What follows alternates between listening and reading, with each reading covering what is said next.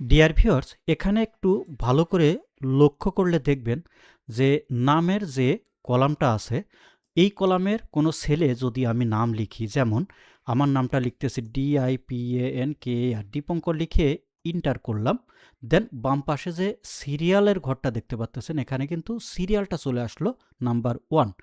এখন যদি আমি দ্বিতীয় নাম্বার সেলে লিখি করিম, KARIM, করিম, তাহলে দেখুন এখানে সিরিয়াল 2 হচ্ছে। আমি যদি রহিম লিখি, RAHIM, রহিম লিখি, তাহলে কিন্তু সিরিয়াল 3 হচ্ছে।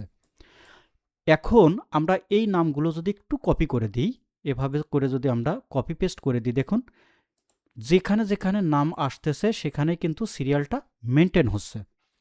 মজার বিষয় হলো, এখন আমি যদি এই নাম, কোনো নাম ফিল্টার করি, যেমন আমি যদি দীপঙ্কর এই নামটা ফিল্টার করি, তাহলে দেখুন এখানে কিন্তু এই যে সিরিয়ালটা কিন্তু মেনটেন করতেছে, 1 2 3 এইভাবে সিরিয়াল কিন্তু আসতেছে। বাট দীপঙ্কর কিন্তু এইভাবে সিরিয়ালই নাই কিন্তু।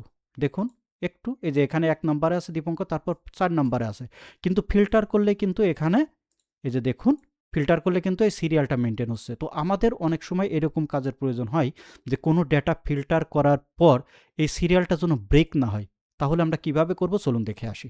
এই ভিডিওটায় আমি আপনাদের সম্পূর্ণ প্রসেসটা দেখিয়ে দিব। তো প্রথমে আমরা এই পাশে যে টেবিলটা আছে, এই টেবিলের ভিতরে আমরা কাজটা করব।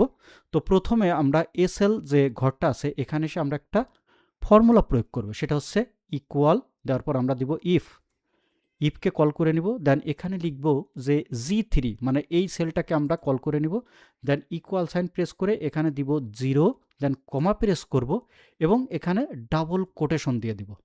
এরপর কমা প্রেস করব এবং এখানে টাইপ করব SUB, sub total, TOTL, sub টোটালকে কল করে নেব এবং এখানে 3 টাইপ করে দিব, দেন কমা প্রেস করব।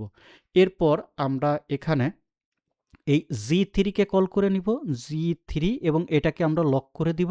এরপর ইস্টু চিহ্ন মানে কোলন চিহ্ন দিব, দেন আবার লিখব G3, এরপর ব্র্যাকেট ক্লোজ করে আমরা ইন্টার দিব, এরপর আবার ইন্টার দিব, মানে আমাদের দুইটা ব্র্যাকেট ক্লোজ করতে হবে।